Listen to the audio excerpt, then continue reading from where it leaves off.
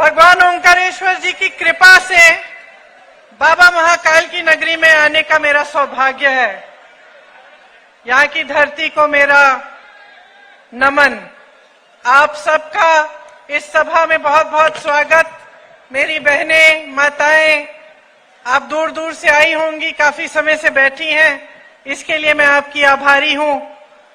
मंच पर उपस्थित सभी नेतागण, श्री कमलनाथ जी, श्री अनिल शास्त्री जी, रीना बोरासी जी, जीतू पटवारी जी, शोभा ओझा जी, महेंद्र जोशी जी, सदाशिव यादव जी, सभी पार्षदगण, सभी जनपद सदस्य, जिला पंचायत सदस्य, सरपंचगण और पार्टी के सभी पदाधिकारी, सबका इस सभा में बहुत बहुत स्वागत। बैठो। देखिए, सबसे पहले मैं आपके काम की बात करती हूं। कुछ घोषणाएं हैं हमारी पार्टी की, वो पढ़ के सुनाती हूं, उसके बाद अपना भाषण शुरू करूंगी। हमारी जो घोषणाएं हैं उसमें मेरी बहनों, आपके लिए हर महीने 1500 रुपए सीधे आपके खाते में डाले जाएंगे। गेहूं का न्यूनतम समर्थन मूल्य 2600 रुपए होगा। धान का समर्थन मूल्य 2500 रुपए होगा। मेरे किसान भाइयों, जब कमलनाथ जी की सरकार बनी थी, 15 महीनों के लिए वो सरकार रही, उसके बारे में बाद में चर्चा करूंगी, लेकिन उस समय इन्होंने किसानों के कर्ज माफ करने का काम शुरू किया था। उस काम को हम पूरा करेंगे। सरकार बनेगी तो किसानों का कर्ज माफ फिर से होगा। 100 यूनिट बिजली बिल आपको माफ होगी और 200 यूनिट बिजली बिल आधी मतलब हाफ की जाएगी। पुरानी पेंशन मध्य प्रदेश में लागू होगी। गैस का जो सिलेंडर है वो आपको 500 रुपए में दिया जाएगा। 5 हॉर्स पावर की सिंचाई की बिजली आपको मुफ्त मिलेगी। ओबीसी वर्ग के लिए 27% आरक्षण किया जाएगा। प्रदेश में जाति जनगणना कराएंगे। 2 लाख सरकारी पद जो आज खाली पड़े हैं उनको भरने का जल्दी से जल्दी प्रयास होगा और प्रतियोगी परीक्षाओं में 100% आपको जो उसका शुल्क होता है 100% उसमें आपको छूट मिलेगी। आपके परिवारों सहित 25 लाख रुपए तक बीमा मिलेगा और 10 लाख तक दुर्घटना बीमा मिलेगा, ताकि आपका इलाज मुफ्त हो सके इस बीमे से। दलित, आदिवासी, ओबीसी वर्गों के लिए जो खाली पड़े बैकलॉग हैं, जो पद खाली हैं और जिनका बैकलॉग पूरा नहीं किया है इस सरकार ने, उसको पूरा किया जाएगा। पढ़ो और पढ़ाओ योजना हम कराएंगे। उसमें मध्य प्रदेश के बच्चों को कक्षा 1 से कक्षा 12 तक निःशुल्क शिक्षा मिलेगी, लेकिन 1 से 8वीं कक्षा तक 500 रुपए दिए जाएंगे हर बच्चे को, और 9 से 10वीं कक्षा तक 1000 रुपए दिए जाएंगे हर बच्चे को, और 11वीं से 12वीं तक 1500 रुपए दिए जाएंगे प्रति माह, और ताकि उनको और सुविधा हो और जो पढ़ाई के लिए उनको खरीदना पड़े, जो सब छोटी मोटी चीजें हैं वो कर पाए। देखिए, आपकी जो ये धरती है, रीना जी बता रही थी कि यहाँ का सबसे सुप्रसिद्ध मंदिर उल्टे हनुमान जी का मंदिर है कि नहीं? बहनें आप जाती होंगी, जाती हैं?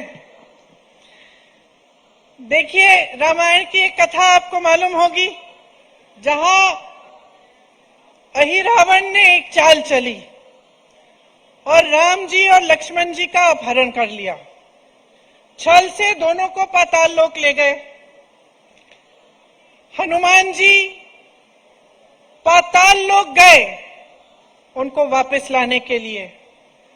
उन्होंने अहिरावण का पराजय किया, उन्हें हराया और राम जी लक्ष्मण जी को अपने कंधों पर रख के वापस ले आए। इस कथा का एक मुख्य संदेश है। क्या संदेश है ये? कि जब अन्याय होता है तो हमें उस अन्याय से लड़ना चाहिए।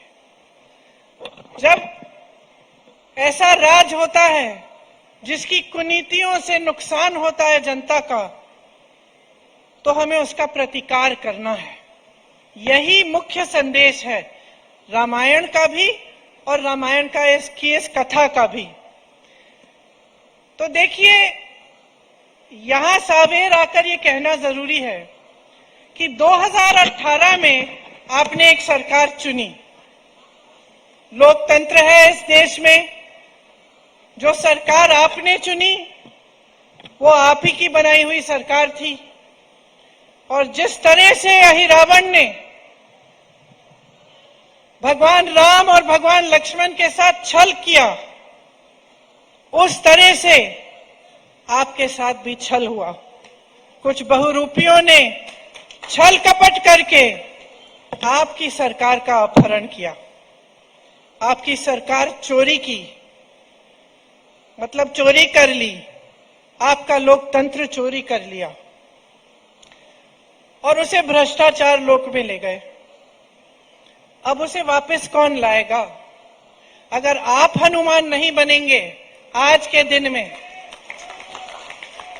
तो यहां से जो छल शुरू हुई, आपकी धरती से जो छल शुरू हुई, जिसकी वजह से आप 3.5 साल और एक ऐसी सरकार को भुगत रहे हैं जिसे आपने चुना ही नहीं,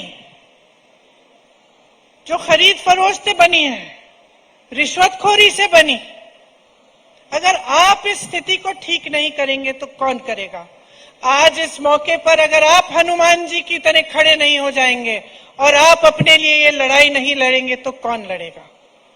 देखिए, ये जो असूल, जो परंपराएं रामायण के समय से हमारे देश में चल रही हैं, उनको आप सब अच्छी तरह से समझते हैं। आप जानते होंगे कि महात्मा गांधी जी के जो असूल थे, जिन पर आजादी की लड़ाई लड़ी गई, वो भी यही असूल थे। जब महात्मा गांधी जी को गोली लगी और वो जमीन पे गिर गए, तो उनके मुंह से क्या लफ्ज निकले? हे राम, हे राम, हे राम। क्योंकि महात्मा गांधी जी उन्हीं असूलों पर जिए जिन पर श्री राम जी जिए थे। अब आप सोचिए, भगवान राम के पिताजी ने उनका वनवास कराया, ठीक है, वो वनवास में चले गए। वनवास में चले गए, लेकिन उनके प्रति जो जनता के दिल में श्रद्धा थी वो कम हुई? बताइए, कम हुई कि और भी बढ़ गई? और भी बढ़ी ना। क्यों? क्योंकि भगवान राम के चरित्र में जनता ने ये देखा कि इनके दिल में हमारे प्रति श्रद्धा है। तो जब भगवान राम का वनवास हुआ और वो जंगल भेजे गए, 13 वर्षों के लिए जंगल में रहे, फिर भी जनता ने उन पे श्रद्धा रखी। फिर भी जनता चाहती थी कि वही बने हमारे राजा। फिर भी जनता ने इंतजार किया, 13 साल इंतजार किया, जब तक वो वापस आए। और जब वापस आए तो दिवाली पर इतनी खुशी मनाई कि आज तक हम उस खुशी को मनाते हैं। और आज तक हम याद करते हैं कि किस तरह से झूठ को सच्चाई ने पराजित किया, किस तरह से छल को पराजित करके भगवान राम वापस आए और भगवान राम गद्दी पे बैठे। तो ये एक बहुत पुरानी परंपरा है हमारे देश की। और जब हम राजनीति की बात करते हैं बहनों और भाइयों, तो हमें हमेशा नेता में, राजनीतिक दल में, नेता के व्यवहार में, सरकार के व्यवहार में ये जो असूल हैं ये ढूंढने चाहिए। हमें समझना चाहिए कि हम जो राज कर रहे हैं उनके दिल में क्या है हमारे लिए। क्योंकि देखिए, जब गांधी जी ने आजादी की लड़ाई लड़ी, और सिर्फ उन्होंने नहीं लड़ी, आपके पूर्वजों ने भी लड़ी उनके साथ, आपके दादा दादी ने, आपकी नाना नानी ने, मेरे दादा दादी ने, सबने लड़ी है आजादी की लड़ाई। सबने खून दिया अपना, जो था वो दिया। मैं छत्तीसगढ़ गई थी अभी कुछ दिनों पहले, तो वहां मुझे पता चला कि वहां की महिलाओं ने अपने जेवर दिए थे आजादी की लड़ाई के लिए। तो सबने, जो भी देशवासी है आज जो जिंदा है, उसके किसी न किसी पूर्वज ने ये आजादी की लड़ाई लड़ी।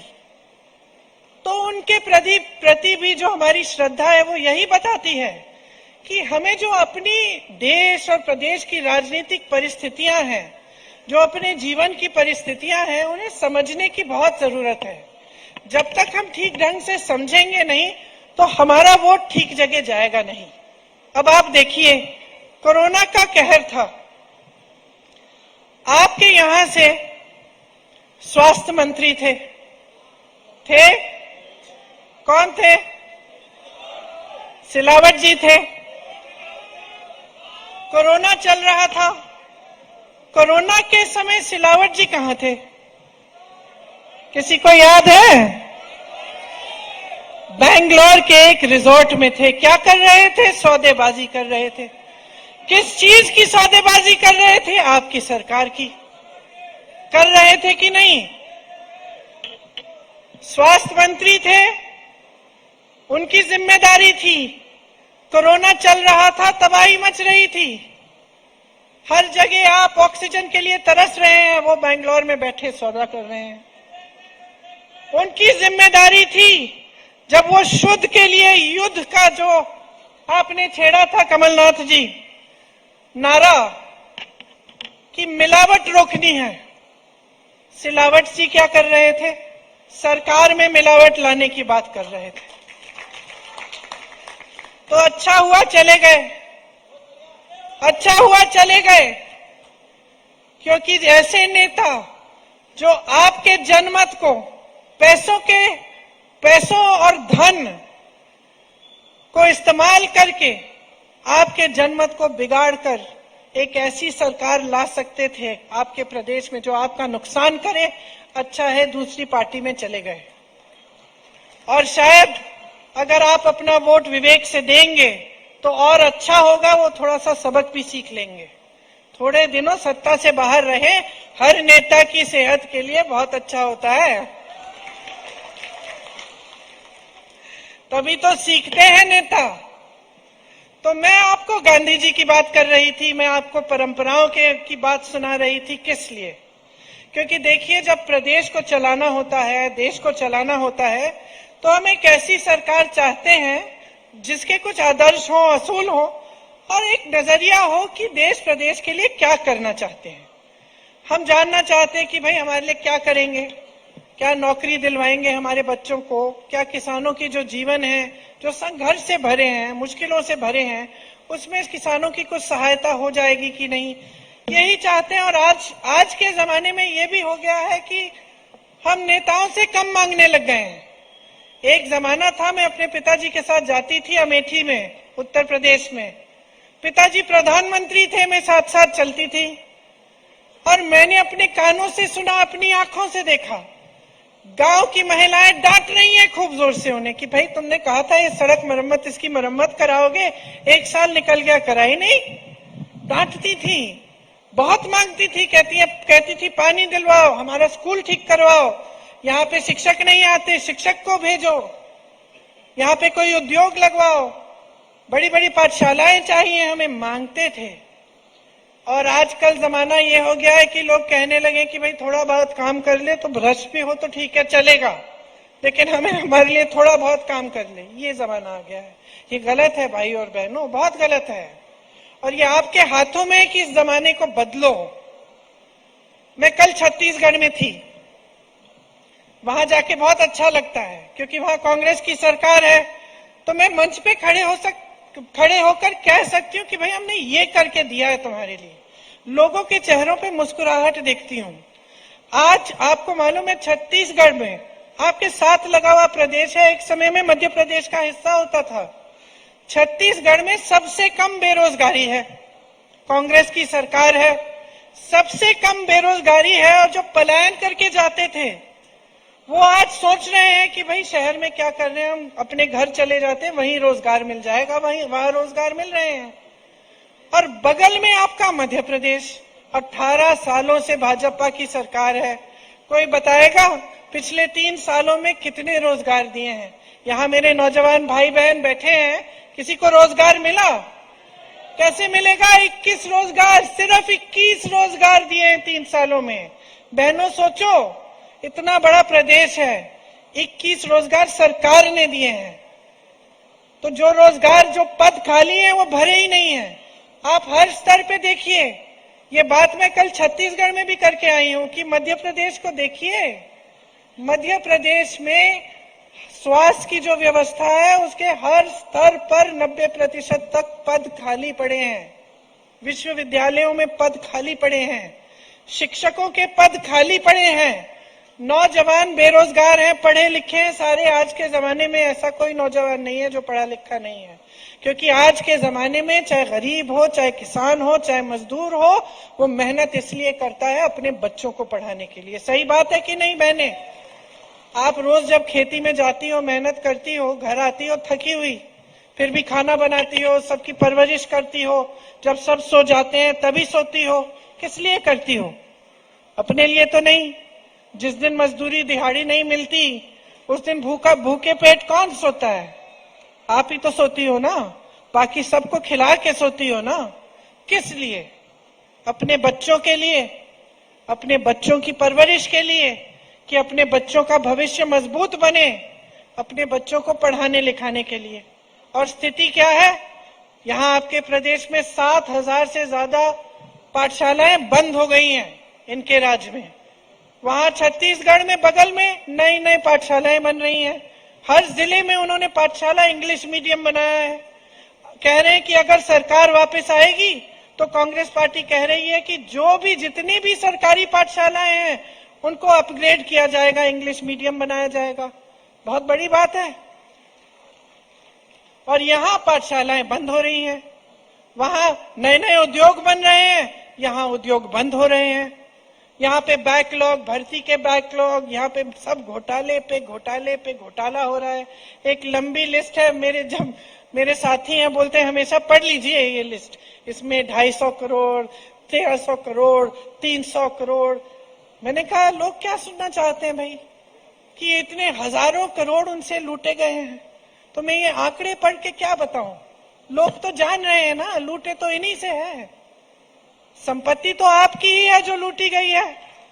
ये बात समझते हैं आप बहनें? समझते हैं आप कि सरकार के पास कोई अपना पैसा नहीं होता। सरकार में जो संपत्ति होती है वो किसकी होती है बताइए? जोर से बोलिए। आपकी संपत्ति होती है, आपकी संपत्ति होती है, सरकार की संपत्ति नहीं होती। तो जब हम सुनते हैं कि लूट हो रहा है, भ्रष्टाचार हो रहा है, फलाने ने हजारों करोड़ का घोटाला कर लिया, इसमें किसके हजारों करोड़ हैं? उनके तो नहीं है। लूट रहे हैं ना किसी से। किससे लूट रहे हैं? आपसे लूट रहे हैं। और अगर सही तरह से सरकार की नीतियां होती है ना, तो वो पैसे आपके जेब में वापस डाले जाते हैं। कैसे? स्कीम्स बनाकर, किसानों की मदद करके, महिलाओं की मदद करके, मजदूरों की मदद करके, रोजगार दिलवा के, इसी तरह से पेंशन दे के, इसी तरह से तो आपके पैसे आपकी जेब में वापस आएंगे। लेकिन मध्य प्रदेश की सरकार क्या कर रही है? आपके जेब से निकाल रही है और लूट रही है, भ्रष्ट है, बड़े बड़े उद्योगपतियों को आपकी संपत्ति दे रही है। और ये मत समझिए कि सिर्फ मध्य प्रदेश की सरकार कर रही है। ये इनकी नीति है, ये भाजपा की नीति बन गई है। 10 सालों से मोदी जी की सरकार है। आप 10 सालों में आप बताइए, ये कहते हैं ना, आपको कह रहा था 70 सालों में कुछ नहीं हुआ। मोदी जी स्कूल गए तो 70 सालों में अगर स्कूल नहीं था तो मोदी जी स्कूल कैसे गए? स्कूल भी कांग्रेस ने ही बनाया होगा। सही बात है। कह रहे थे कि कॉलेज भी कांग्रेस ने ही बनाया हुआ होगा जिसमें मोदी जी पढ़े। अब मुझे नहीं मालूम वो कॉलेज गए थे कि नहीं, लेकिन वो जो एंटायर पॉलिटिकल साइंस का उनका जो सर्टिफिकेट था ना, वो जरूर कांग्रेस के दिए गए कंप्यूटर पे छपा होगा। क्योंकि जब कांग्रेस पार्टी की सरकार थी, मेरे पिताजी प्रधानमंत्री थी और वो कंप्यूटर थे और वो कंप्यूटर लाना चाह रहे थे देश में, तो विरोध किसने किया? भाजपा ने किया कि भाई ये सब नहीं चलेगा देश में। आज देखो देश तकनीक में आगे कैसे बढ़ गया है, उसकी वजह से। क्योंकि बहुत सालों पहले, दशकों पहले किसी की सोच थी। अगर आज देश में IIM है, IIT है, एम्स जैसे बड़े अस्पताल हैं, किसी की सोच थी, नेहरू जी की सोच थी कि हम ऐसे ऐसे संस्थान बनाएंगे जिससे दशकों बाद लोगों का लाभ होगा, जिससे देश आगे बढ़ेगा, तरक्की होगी। लेकिन इनकी सोच कुछ अलग है। जो नेहरू जी ने बनाया, जो आपकी मेहनत से बना, जनता की मेहनत से बना, जहां से अच्छे अच्छे रोजगार मिलते थे, सब कहते थे ना एक जमाने में, आप अपने पिताजी से पूछिए, माताजी से पूछिए, एक जमाने में कहते थे हमें सरकारी नौकरी चाहिए। कहते थे कि नहीं? क्यों? सरकारी नौकरी में एक तो सुरक्षा मिलती थी नौकरी की, कोई ऐसे खदेड़ नहीं सकता था। दूसरा, 20 साल नौकरी करने के बाद एक अच्छा खासा पेंशन मिलता था। यही दो मुख्य वजह थे। और सरकारी नौकरी मिलती कहाँ थी? ऐसी संस्थानों में जहां पे, ऐसी कंपनियों में जो सरकार ने बनाई थी आपके लिए, रोजगार दिलवाने के लिए और देश को आगे बढ़ाने के लिए। आज जरा पूछिए ना, मोदी जी आते हैं तो, मोदी जी जो ये BHEL था, जिससे हमें रोजगार मिलते थे, जिससे देश आगे बढ़ रहा था, इसका आपने क्या किया? किसको दे दिया? बताएं मोदी जी, किसको दिया? अपने बड़े बड़े उद्योगपति मित्रों को क्यों दे दिया? एक नहीं, जितनी भी सरकारी कंपनियां हैं आज उनके बड़े बड़े उद्योगपति मित्रों के हाथों में है। आज वो उनसे कमा रहे हैं। प्राइवेट हो गई हैं सारी नौकरियां। सरकारी नौकरियां में जो पेंशन मिलता था वो भी नया पेंशन हो गया है। लोग घबराते हैं कि 20 साल के बाद, नौकरी करने के बाद हमारे पैसे कहां डाले जा रहे हैं, हमें खुद नहीं मालूम। कल को गलत जगह डाल दिए, इन्वेस्ट कर लिए, वहां पे कुछ गड़बड़ हो गई, हमारे सारी 20 सालों की कमाई चली जाएगी। आज सरकारी जो अधिकारी है, जो कर्मचारी है, क्या कहता है? हमें पुरानी पेंशन दे दीजिए, हमें सिर्फ अपने पैसे जो हमने कमाए, जो हमारी हर महीने आपने हमसे काटे, वो हमें अंत में दे दीजिए, हम खुद इसका ध्यान रख लेंगे, हम खुद इसकी हिफाजत कर लेंगे। ये लोग क्या कहते हैं? नहीं नहीं भैया, बहुत पैसे लग जाएंगे, बहुत पैसे लग जाएंगे। तो ये जो सरकारी कंपनियां हैं, ये आपने क्यों सौंप दी अपने दोस्तों को कौड़ियों के दाम पे? तो बहुत पैसे लग जाएंगे हमारे पेंशन में, किसानों के कर्ज दिलवाने में। तो फिर बताइए, आप इन बड़े बड़े हवाई जहाजों में उड़ रहे हैं मोदी जी। 8,000 करोड़ का एक हवाई जहाज, दो लिए हैं। गाड़ी नहीं है भाई और बहनों, हवाई जहाज है। 16,000 करोड़ के 2 हवाई जहाज एक इंसान उड़ रहा है, पूरी दुनिया में घूम रहा है। और जब खरीदे, उस समय मैं यूपी में काम करती थी, गन्ने का बकाया कितना था? 15,000 करोड़ रुपए। 15,000 करोड़ रुपए गन्ने का बकाया। उस समय सारे किसान सड़क पे उतरे थे। काले कानून थे, ये लोग लागू कर रहे थे इनको वापस लेने के लिए। इनकी कोई सुनवाई नहीं हुई। जो गन्ने का बकाया देना था, उससे तो आपने हवाई जहाज खरीद लिए अपने लिए। आप हंस रहे हैं, लेकिन ये तो रोने की बात है, रोने की बात है भाई। आपको गुस्सा चढ़ना चाहिए, गुस्सा चढ़ना चाहिए कि ऐसे प्रधानमंत्री हैं जो बड़ी बड़ी बातें करते हैं। मीडिया में आप खूब देखते हो, टीवी पे देखते हो, मेरे भाई यहाँ हैं, मुझे नहीं दिखाएंगे, लेकिन प्रधानमंत्री जी को जरूर दिखाएंगे। कोई बात नहीं, कोई बात नहीं, क्योंकि सच्चाई जनता समझ रही है अब। क्योंकि जनता को दिख रहा है बहनों और भाइयों, आपके जीवन में तरक्की आ नहीं रही है। क्या हो रहा है बहनों? जीवन में तरक्की आई है क्या? कुछ मिला है? कि चुनाव आ रहा है, 2 महीने पहले बता दिया लाडली योजना। 2 महीने पहले बताया ना कि आप लाडली हैं। क्यों इससे पहले लाडली नहीं थी? इससे पहले गरीब नहीं थी, इससे पहले संकटों का सामना नहीं कर रही थी, इससे पहले संघर्ष नहीं कर रही थी, कि आज आप लाडली बन गई हैं। मुझे याद आता है, मेरी एक सहेली थी, हम जब छोटे थे, बचपन में साथ में स्कूल में थे, उसकी शादी हो गई। शादी हो गई एक ऐसे परिवार में जिसके मुखिया बड़े कंजूस थे। जब भी कुछ देना होता था कुछ नहीं देते थे परिवार को। बेचारी खुद अपना कुछ जुगाड़ करके अपना कुछ कर लेती थी जब जरूरत पड़ती थी।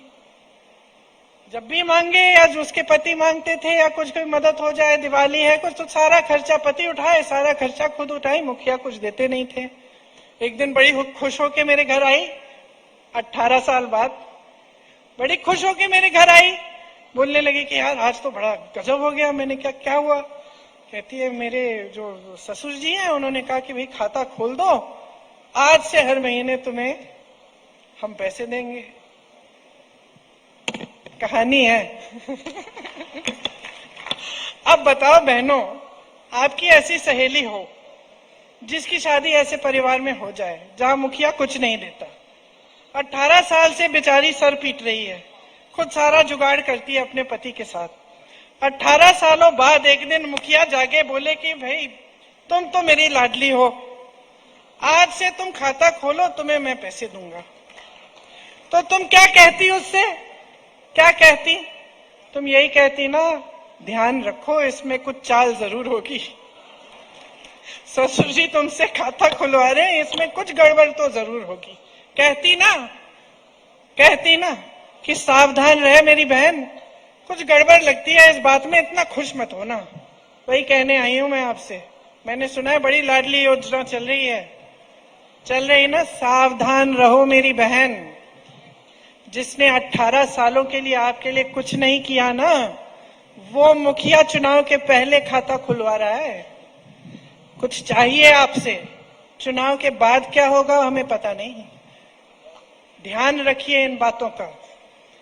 आपको एक ऐसी सरकार चाहिए जो सचमुच आपके लिए काम करे। आप देखिए छत्तीसगढ़ का जो किसान है मुस्कुरा रहा है, खुश है। अरे वन उपज के लिए 67 वन उपजों के लिए उसको न्यूनतम समर्थन मूल्य मिल रहा है। 2400 रुपए आज के दिन में धान के लिए मिल रहा है उसको, जो पूरे देश में कम है। मोदी जी के वाराणसी में 1200 मिल रहा है। मोदी जी छत्तीसगढ़ जाते बोलते मैं भेज रहा हूं, तो हमने पूछा भाई आप यहां भेज रहे हैं तो वाराणसी भी भेज दीजिए, वहां क्यों दे रहे हैं 1200? है कि नहीं? क्योंकि हर अच्छी चीज का श्रेय लेने वाले नेता जो काम खुद करते नहीं है, अपना मान सम्मान बढ़ाने का ही सिर्फ काम करते हैं, अपने बड़े बड़े हवाई जहाज, अपने बड़े बड़े उद्योगपति मित्रों को सक्षम बनाने के लिए काम करते हैं, वो जनता के लिए काम नहीं करते हैं। और जनता जब तक इस बात को पहचानेगी नहीं, गहराई से नहीं समझेगी, तब तक आपकी परिस्थितियां नहीं बदलेंगी। जो 18 सालों से आप भुगत रहे हो, जो संघर्ष आप कर रहे हो, जरा मुझे बताओ भाजपा का कौन सा नेता कर रहा है? कौन सा नेता कर रहा है ऐसा संघर्ष कर रहा है? खेती करता है, जब संकट आते हैं तो आपका हाथ पकड़ता है, आपकी सहायता करता है। यहाँ पे यूरिया के लिए जूझ रहे हो आप। मैं यूपी में काम करती थी, वहां मैंने खुद देखा, जहां से यूरिया बटना चाहिए वो जगह बंद, प्राइवेट वाला खुला है, यूरिया वहां से मिल रही है।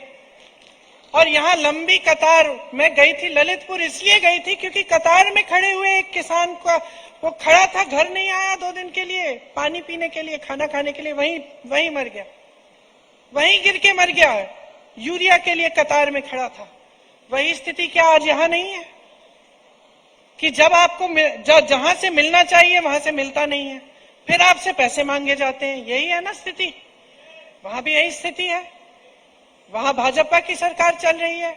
यहाँ पास में देखिए छत्तीसगढ़ में किसान खुश है, यहाँ किसानी खेती में रोजगार बढ़ रहे हैं छत्तीसगढ़ में।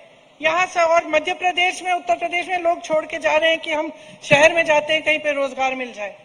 तो ये परिस्थितियां हैं।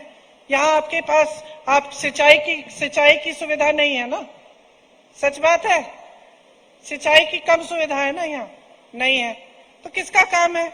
सरकार का काम है कि आपके लिए सिंचाई करानी चाहिए, पानी उपलब्ध होना चाहिए, आपके लिए मदद होनी चाहिए। भाई जो संघर्ष का जीवन है उसमें मदद करना सरकार का काम है। खाद बीज ट्रैक्टर पे टैक्स लगा रखे हैं, हर तरफ से महंगाई है, पेट्रोल डीजल का दाम तो आसमान छू रहा है। तो कमाओगे कैसे, पेट कैसे भरोगे किसानी से, खेती से, जब सब खत्म कर रहे हैं। प्याज की बात करते हैं, प्याज के साथ क्या कर रहे हैं, क्या कर रहे हैं आज, क्या परिस्थितियां हैं। प्याज के दाम कौन तय कर रहा है, आज बड़े बड़े उद्योगपति तय कर रहे हैं।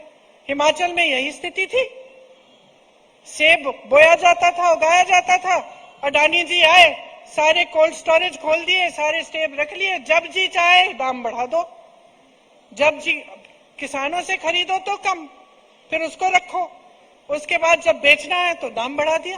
तो किसान तो नहीं कमा रहा है। वही चीज प्याज के साथ हो रही है।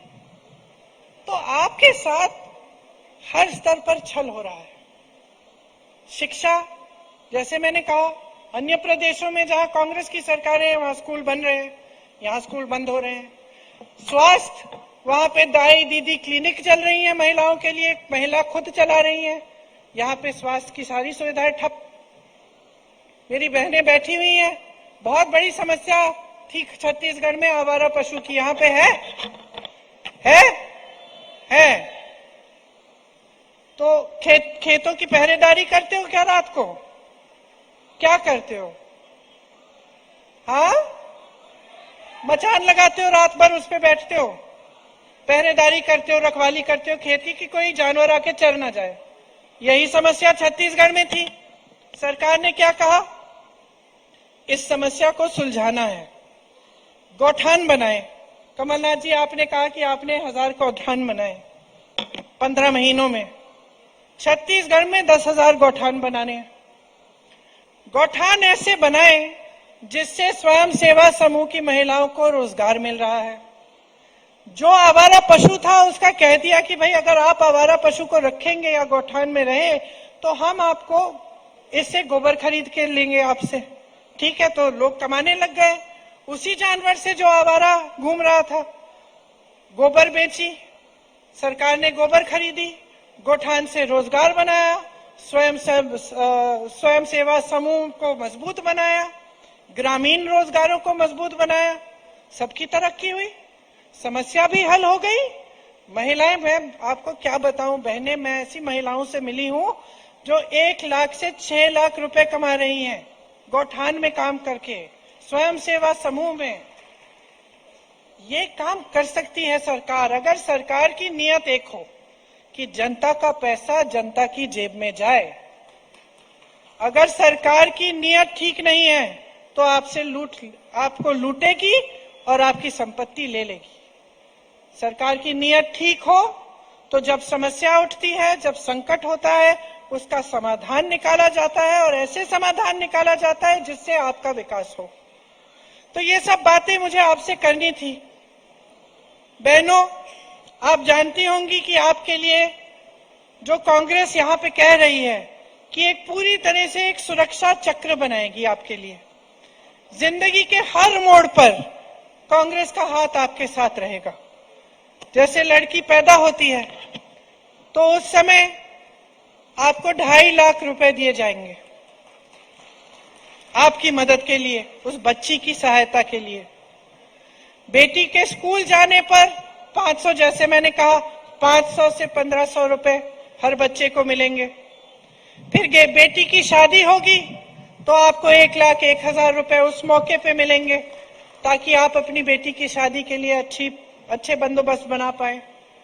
गृहस्थ महिलाओं के लिए हमने कहा है कि हर महीने 1500 रुपए आपके खाते में डाले जाएंगे, और वृद्धावस्था में आपको 1200 रुपए का वृद्धा पेंशन मिलेगा। तो ये एक सुरक्षा चक्र है, क्योंकि हम जानते हैं कि सबसे ज्यादा बोझ तो आप ही उठा रही हो, समाज का बोझ, परिवार का बोझ आप ही उठाती हो, और सबसे कम सहायता आपको मिलती है।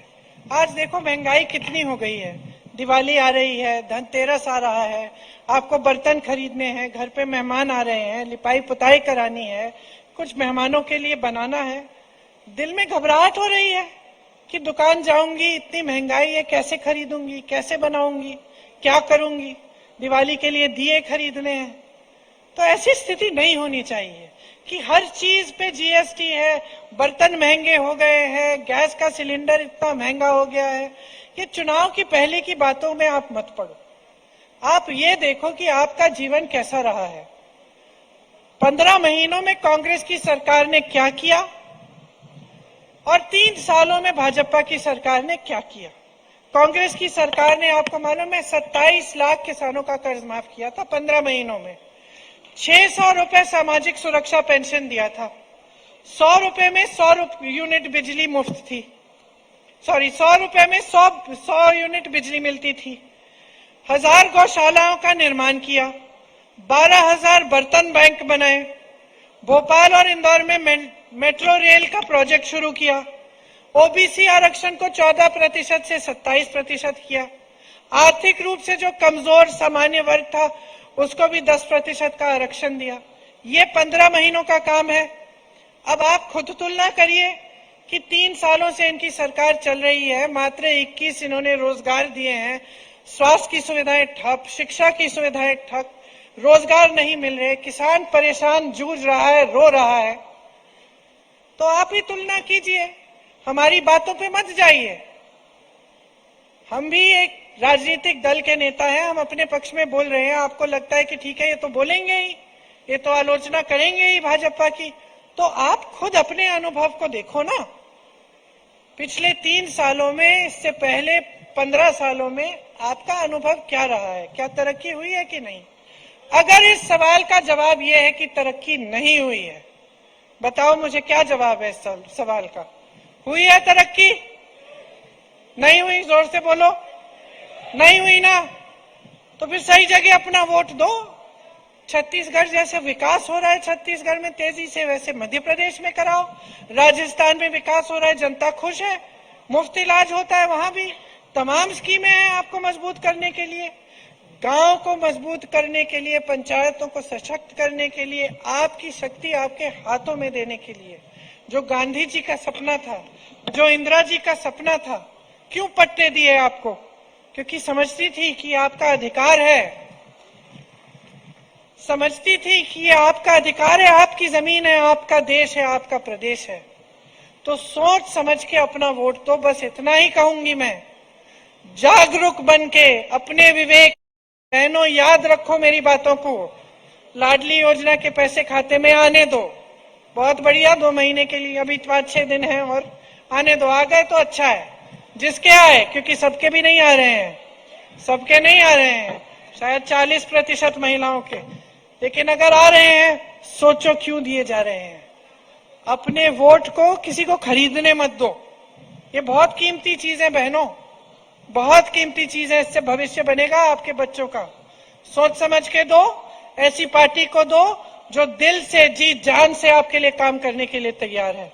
और मैं दावे के साथ कह सकती हूँ कि जब आप अपना विवेक इस्तेमाल करेंगे, जब आप सोच समझ के वोट देंगे, तब आप सिर्फ कांग्रेस को वोट देंगे।